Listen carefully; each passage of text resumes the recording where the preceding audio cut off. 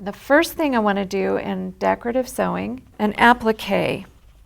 So I'm going to be working with woven medium fabric. I've got some stabilizer to put on the back, still with woven medium, but this time instead of using a basic technique, I could come in here and look for applique, which I don't see, but there are other things in here like dimensional stitches, collars, and so on that I haven't shown you. But for right now, we're going to go on, I'm going to touch Start New. So I've got my woven medium. For right now, it's recommending the A foot for me, but I have a feeling that's going to change. I'm going to go to Menu B, and this menu is called Applique Stitches. So all of these, any of these stitches could be used for applique. I'm going to choose stitch number 4, which a lot of people call a blanket stitch. Some people call it an E-stitch. And it is telling me I should use the A foot with an 80 needle. And then this little picture right here, icon there, means that you should use stabilizer with this. So I'm going to grab the A foot, and you know what? Sometimes you know more, you have to tell the machine more than, or sometimes I think I do know more than the machine. I'm going to use the B foot because the B foot has some additional markings on it that I like to use for applique. So in this case, I'm overriding the machine's choice, and that is always up to you. So what I like to do is, on my applique, I like to line up the applique square, the edge of the applique, with the red line in the center of the B foot right there. So that way I know my stitch is going to be centered right over the applique. So I'm going to go ahead and start sewing here, and I also like to use the needle down position for this too. For applique especially, what's wonderful is that the needle, it stops with the needle down and it lifts the foot up a little bit so that you can change directions. So I'm going to go ahead and stitch down the side of this applique.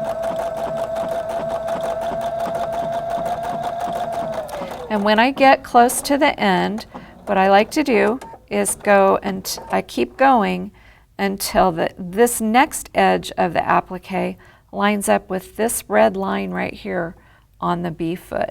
So this is why I wanted to use this foot. Now when it does, I like to stop with the needle down and to the right. Then I can turn the fabric and I'm lined up perfectly for that. Actually on this one, I think I would actually make the stitch just a little bit longer. And again, with applique, it's always good to practice on a scrap before you try to do the real thing. Okay, I'm going to raise my needle up because I'm going to change stitches here. I want to show you that you can use other stitches for this. Here we've got a beautiful set of heirloom stitches, and one that I like to use is this little heart and chain. So it's a little bit of satin stitch and a little bit of and a couple of stitches connecting, and I'm not quite where I want to be. Whoops. Lift my foot up too. I'm going to move that over just a little bit. Put my needle down. Okay, so now I'm going to stitch to the end of this block, just like I did before.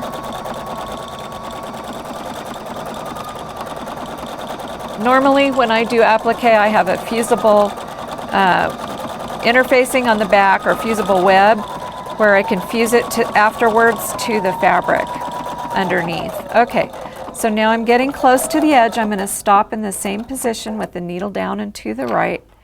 And I think this just makes a nice, neater turn when we do that. I'm also going to restart my stitch. So it's going to start at the beginning of the stitch instead of in the middle. And we're going to stitch over that section there. To do the restart, there was actually a button right here that I pushed that will take the stitch right back to the beginning. And you can see, I'll show you why I wanted to do that. So here you can see I've got a beautiful little heart that starts at the beginning on that corner instead of just a partial heart. So that's why I did the stitch restart. So that's what you can do with applique. There are lots of stitches you can play with and have fun and make it beautiful. Another type of stitch that is available on this machine is the automatic tapering stitches. And menu D is some quilt stitches. Menu E, we have crafting stitches. J are some scallop stitches. There's some just really wonderful stitches here. And I believe it's Q menu. Yeah, so the menu Q is our decorative tapering stitches. I'm just going to select stitch number 1, which is a pretty wide satin stitch. It's recommending the B foot for me. But when I select a stitch on this menu, I get a new tab right here. And this is my tapering menu. What I can do here is select how the beginning taper, how it's going to start. And I want to start with a 45-degree right angle. And we can also tell it how to end. So I'm going to end with the same 45-degree. So I'm going to pull my thread back to the back, and I'm going to start right here. I also like to use the needle down position for this. So I'm going to center my B foot over my applique here. And what I'm going to do is sew. It's going to start with the narrow taper and get wider. And I just keep sewing and sewing and sewing until I get to where I want the taper to end.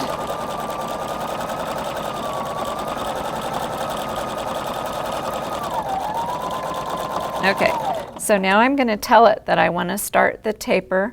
So I'm going to touch the reverse button, or I want to end the taper.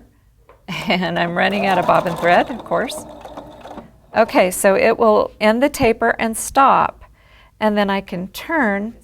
Now I'm going to press not the start-stop button, but the stop button.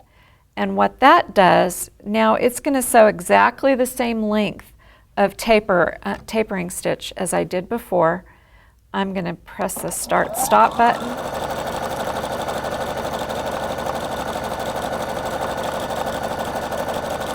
And so by following those steps, I have programmed this, and it's going to start and do the taper automatically. And there we go. I didn't quite get it long enough because I started a little too far in. But you can see we've got a nice, beautiful little mitered corner right there. You can use these in bunches of different ways. You don't have to put them around a box. You can create different designs by going different directions. And there are several different kinds of stitches you can do with this. So those are the decorative tapering stitches. So the next thing I want to show you is how to program stitches on the Brillance 80. So I'm going to choose a different menu. I'm going to go back here to, I kind of like to use this E menu here. And I'm going to touch the program button and go back to that E menu. And I'm going to choose a leaf that I like. And as I start to choose my stitches, they show up here, and it's in the order that they're going to stitch. And it will tell you how long your program is in millimeters, so you can get an idea of how big that is. I'm going to add a flower. And then one thing you might want to use this for maybe is a simple quilt label, or to put somebody's name on a garment, or you know, put your from grandma or made with love by grandma. You can do that kind of thing really easily. I'm just going to use the block alphabet that comes up, and I'm going to type just my name in here. Oh, sort of. I left out a letter. There we go. A-L. See if I can spell my name. Okay, and so those are the alphabets that are available. These are the sewing alphabets, not the embroidery alphabets. And then I'm going to add another flower, and I'm going to add that leaf back in. Now the other thing I can do here, other commands that are in here, you can add a stop, a fix, and a cut. So you can have it just, if by putting the stop in, it's going to stitch that just once, then fix, and then it'll cut with the scissors. So I'm going to touch OK, and what that's going to do is load it onto the stitching field. and I'm just going to press start stop to have it stitch out my pattern that my program that I made.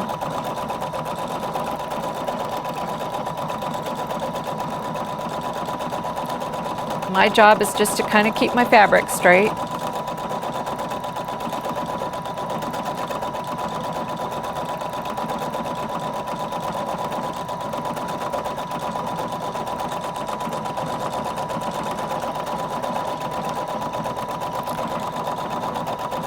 And there's my last leaf, and you see it stopped.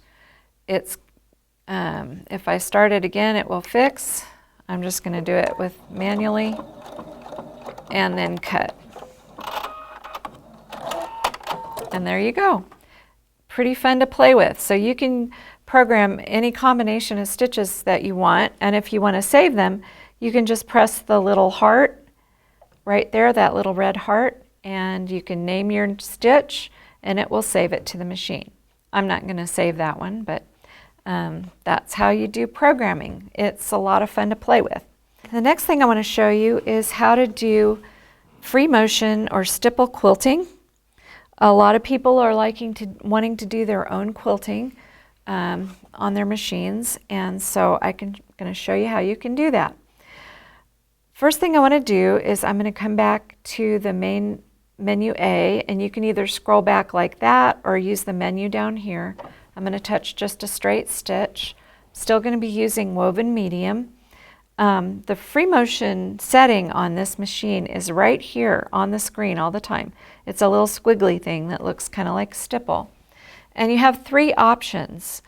This is really cool. There's the sensor Q foot, and that's my favorite, so that's the one I'm going to show you how to do or how to use.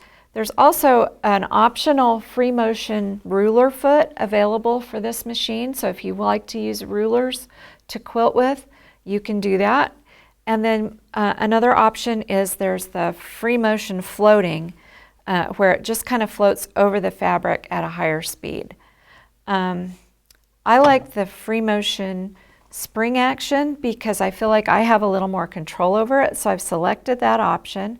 I'm going to press OK.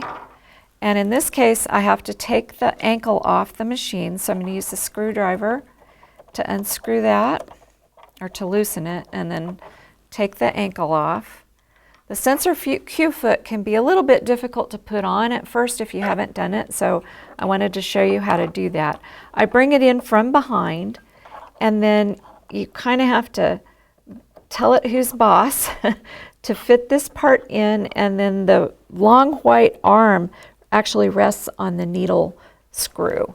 So then I'm going to take the screw, excuse my fingers for a minute while I get it started anyway. And you want to make sure when you're done that the needle is lined up through the center of the foot. If it's not, then you need to work on it and get it lined up a little bit better. But basically this white piece just fits right into the shaft there. Okay, so I've got that set for free motion, which means the feed dogs have been lowered, and I'm going to start sewing. Now this is probably not one of my strengths, but one of the things I like to do is pull up my bobbin thread. It's really not long enough for me to do that right now, so we're not going to bother, but usually that's what I do. And I am now responsible for moving my fabric around. Now my favorite way to do this is I like to use the needle down position, and I do like to use the start stop button. The reason for that is that I don't have to control the speed of the machine and the speed of my hands. I can just, the machine will control itself. I'm going to slow it down just a little bit, and then let it keep a constant speed. Then I only have one variable to keep track of, which is how fast I move the fabric. So here we go. So this is how I like to do that. And you know, you have to regulate your own length of stitches, and the way you do that is by how fast you move your fabric. So if you can move your fabric all at about the same speed, you're going to get nice even stitches. If not, like me, you're going to have to keep working on it. Okay, so that's how that style of free motion quilting works. I'm going to go ahead and cut that thread. I don't know if you can see those stitches, but actually I think I did pretty well. Okay, so the other option that's available that comes with the machine is free motion floating, and it uses that R foot. So I'm going to go back and put the ankle back on. I don't have the ruler foot set up, so I won't be showing you that today because it's optional, but I do plan to do a video on that separately at some later date. Okay, so I'm going to put the ankle back on. This is the R foot. It could also be used as an embroidery foot or a darning foot, but the sensor Q foot, I think, provides a little more stability for me. All right, so now I need to change the type of free motion I'm going to do. I'm going to change it to free motion floating, and I need to set the presser foot pressure. For that, I'm going to raise it up a little bit. For me, I kind of like it about there. Okay, so I'm going to lift my foot up, put my needle down, and now what the machine's going to do is just float. That foot doesn't go up and down like the sensor Q foot did. So for me, I feel like I don't have quite as much control, but everybody's different, and if you're used to kind of doing it this way, then the R foot and floating is for you. And I just say, try them all, see what works best for you. Everybody's a little different, so that's how you do it with the floating foot. And those two options come with the machine. Like I said earlier, the ruler foot is an optional purchase, an additional purchase. We also have some rulers available if you'd like to purchase those. Okay, so I'm going to take that off. I've turned off the free motion, and now I'm back to regular sewing mode. Really easy, simple to do. We're going to do some stitches called Omnimotion Stitches. They are on the menu K. These stitches are large, really large stitches, and they require the S foot. So I'm going to put the R foot back there. The S foot is an extra large foot. It just gives you a little more control over these stitches. And I like to, we did programming a little while ago. I like to program some of these stitches together. So I'm going to show you one of my favorite combinations, which is, I like this flower, but I like this one. So I'm going to go into programming mode. I'm going to go to the Omnimotion Stitches, which is menu K. I'm going to select this flower, and I'm going to select that stem, and I just think that's really pretty. And I'm just going to stitch it once, so I'm going to put the stop in and touch OK. And I'm just going to let the machine stitch that, and it should just sew it once. So again, the hardest thing about doing these is keeping your fabric straight and not trying to, the machine needs to move the fabric around. So basically I just try to keep it parallel so that it doesn't, so that it lines up properly. The more I get involved, the worse these stitches look. So I just try to let the machine do it all. These are really big and dramatic stitches, and I think they're just really beautiful.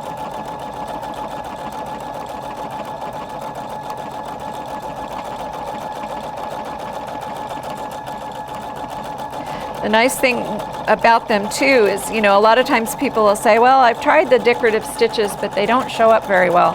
Because this goes back and forth, it does like a triple stitch, the stitches really show up well on your fabric too. Okay, and we did one iteration of that, and there's that beautiful flower. I just think these are really fun to play with. Another thing that this machine comes with is FourWay Stitches, and when I saw these I just got really excited because I'm kind of crazy that way.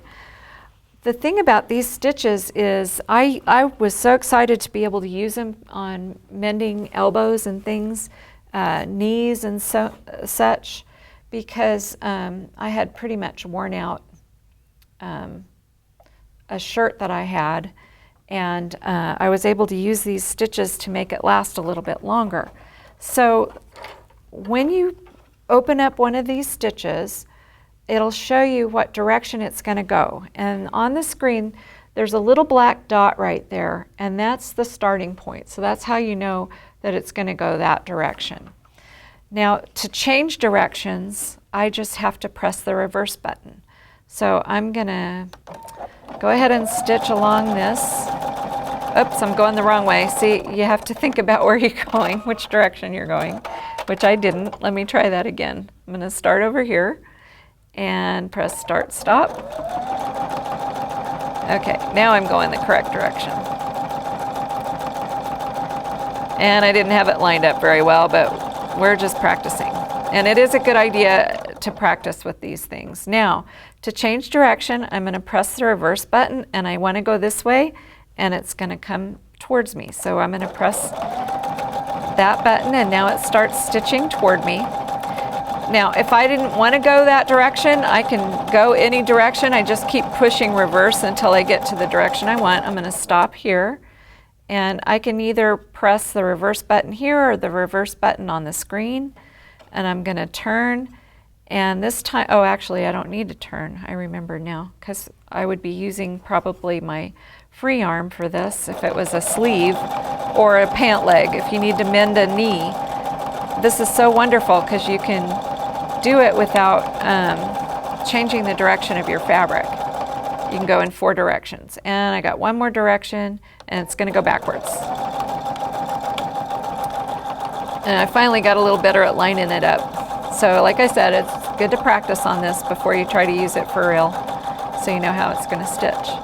So I love those stitches. I have used them quite a bit. I've even used them to sew up a side of a bag, because I can just go this way and have it, sew that direction, and it works really smoothly.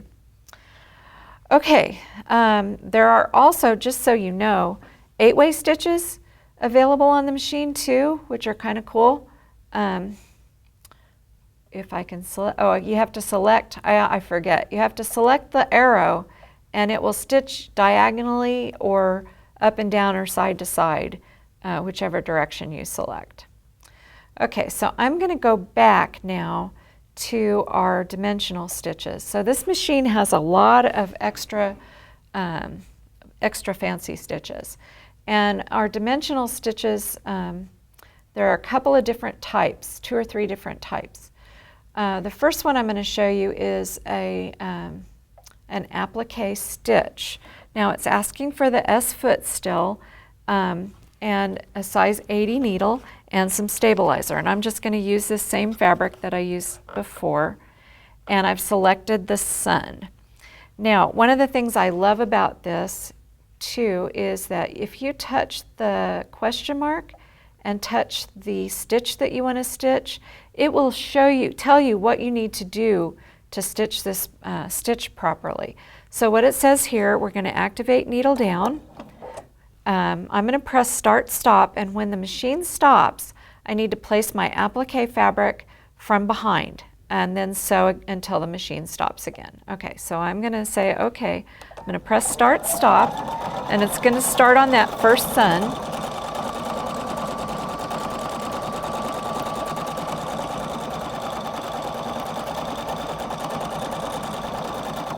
Okay, the machine has stopped, and it has lifted that foot up partially.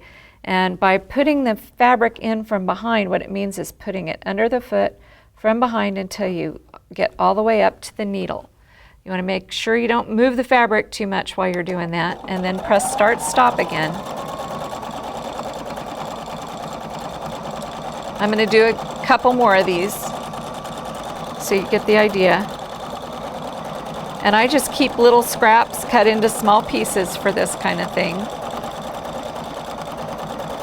If you like to save tiny scraps, this is a great way to use them. I'm going to slide that in behind again, make sure it's lined up. Press start, stop. I didn't quite get it far enough up, I don't think. Okay, and one more. again, this is a good thing to practice before you stitch it on your final product. So you need to know kind of how it's going to work. Okay, and then I'm going to slide this in from behind right up to the needle. Press start, stop.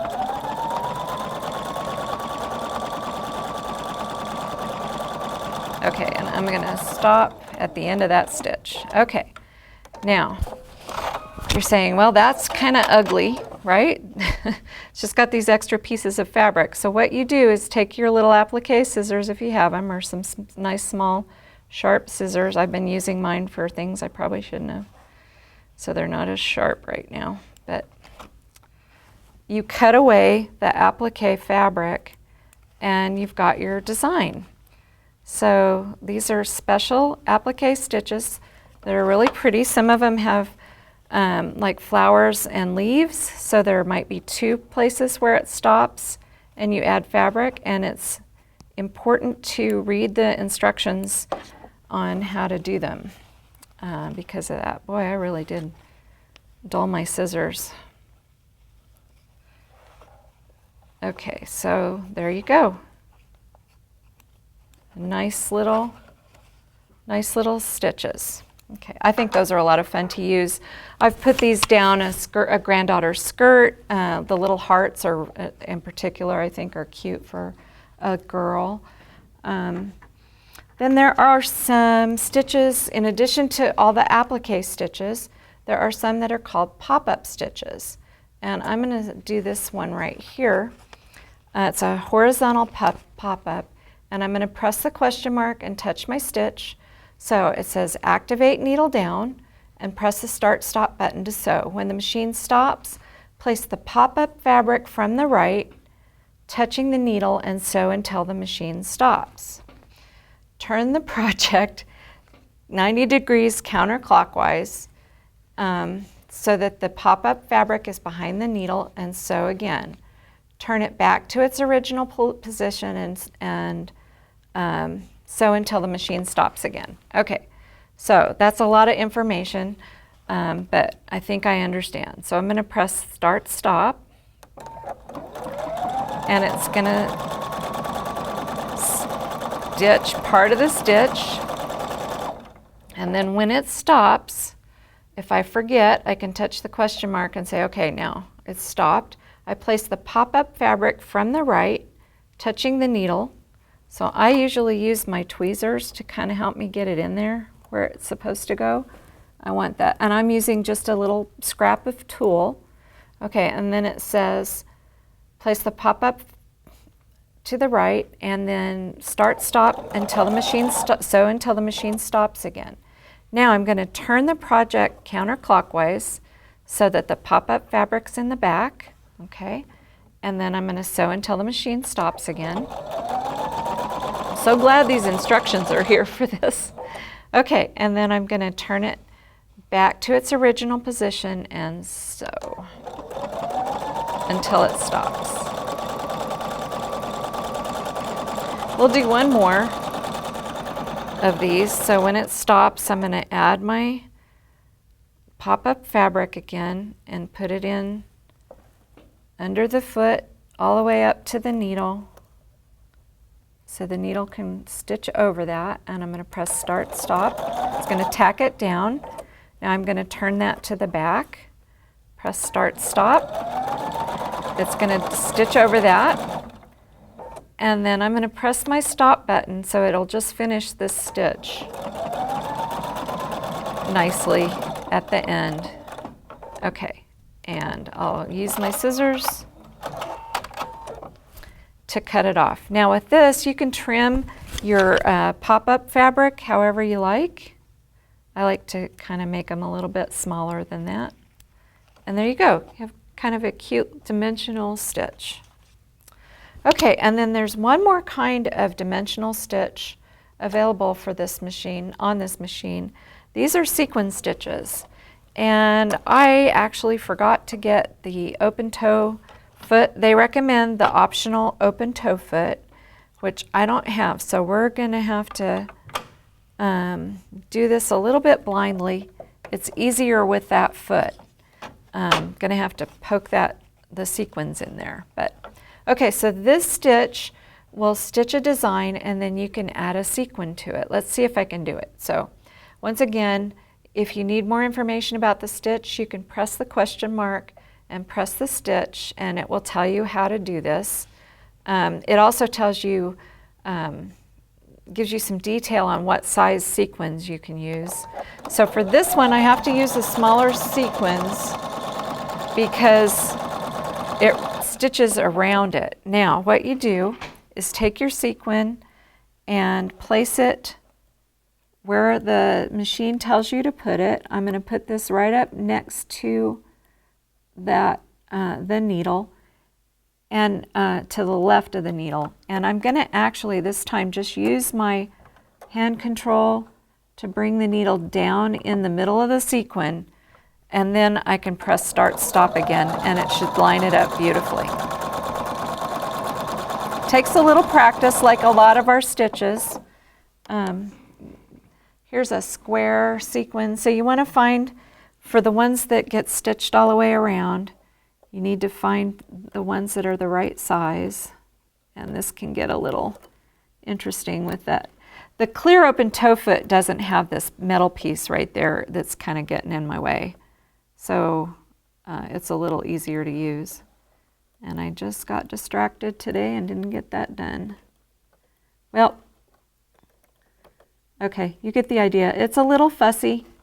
I can lift my foot up a little higher so I can see better. There we go. I think I can do it now. And get that sequin in there. Now I'm going to use my hand wheel and land that needle right in the center of it. Okay, and then press start stop. So you're not going to do a lot of sequins fast, but if you like using sequins and decorative items like that, they can really add some interest to your piece. Now I'm going to show you, there are some where you can use bigger sequins, but you need to have the hole really close to the edge. So this is one where it doesn't stitch around the sequin. And so I'm going to slide that right in there. I'm actually going to lift my foot up again, and I'm going to use the hand wheel to get my needle right in that hole of that sequin. Move the sequin around a little bit. And there, because it doesn't go all the way around the stitch, I can use bigger sequins and have even more of a dramatic effect. Okay, so this machine also comes with some theme stitches.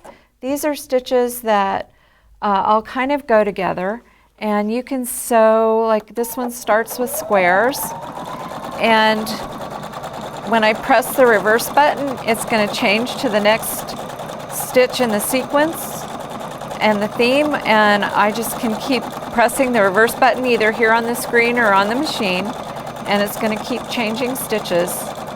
And we've got all of those stitches. You can stitch them in any order, as many as you want. I'm going to go with a stop. We're going to finish that stitch and cut. So I really like to help people understand the difference between the start stop button and the stop button. The start stop button is going to start the machine sewing and stop it from sewing. The stop button is used to finish a stitch completely, or to, when we were doing programming, it'll finish one sequence of the stitch. And then there are also other embellished stitches you can use. We have a couple of stitches that you can use that allow space for hot fix crystals. So if you like to do crystals, you can stitch these beautiful stitches and add your crystals to them. And that's what those look like. So you would just put a hot fix crystal right there. And then these are tassel stitches, and these are dimensional. I'm going to just do one of these two, so I'm going to press that stop button. And what it's done is it's done some big lengthy stitches here and some tighter stitches there, and I can take my seam ripper and cut those stitches so they've been tacked down and they are dimensional. So you've got a nice little fringe, so you can get kind of a fringe effect. I thought one of the Viking educators, I don't remember which one, was very clever and used this with some straight stitches to turn it into little brooms on a Halloween wall hanging that she made. I thought that was a really neat use of those. In addition, there are these Omnimotion stitches, and they're huge and really beautiful. I like this little, I think that's a dragonfly. So we'll just do one of those, and they only stitch one at a time. I've tried to get around that and I haven't figured out how to do that. So if somebody does, let me know. But basically you just stitch one of these, and it's a big, dramatic, beautiful stitch. There are lips, nose, and eyes here. So if you ever make dolls or make appliques, maybe of people's faces, and need those, I think those are really great stitches to know about. And you can take them into embroidery too. Okay, so and it also cuts, so I don't even have to press the scissors button. So there's that beautiful stitch too. So there's so much you can do with this machine. Now there's one more menu that I want to mention, and this is specialty stitches. And these stitches require a different foot, additional feet that you would have to purchase. It includes some candle wicking stitches, some yarn stitches, 3-hole yarn stitches, and I'm going to be showing, doing videos of some of these optional feet too. So you might look for those one of these days. So that's basically decorative sewing on the Brillance 80. Happy sewing!